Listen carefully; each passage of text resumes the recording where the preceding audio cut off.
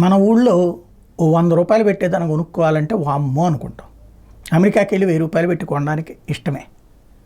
సంపాదించిన దాన్ని అక్కడ ఖర్చు పెట్టకపోతే ఇంకెక్కడ ఖర్చు పెడతాం అనేటట్టు. అదే అమెరికా వాడి యొక్క ఆలోచన.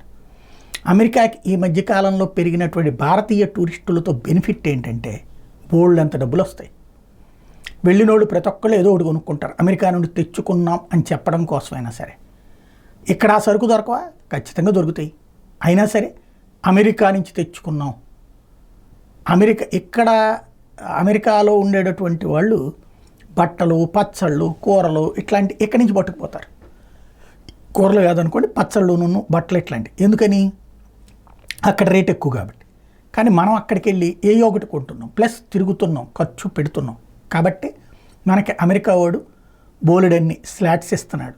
ఎస్పెషల్లీ టూరిస్ట్ వీసాలకు విపరీతమైనటువంటి ప్రయారిటీ ఇస్తున్నాడు. 2.5 లక్షల కొత్త స్లాట్లు ఇచ్చాడంటే అమెరికా అబ్బా మన కోసం ఎంత చేసిందో. మనం డబ్బులు ఖర్చు పెడతానంటే చక్కగా చేస్తాయి.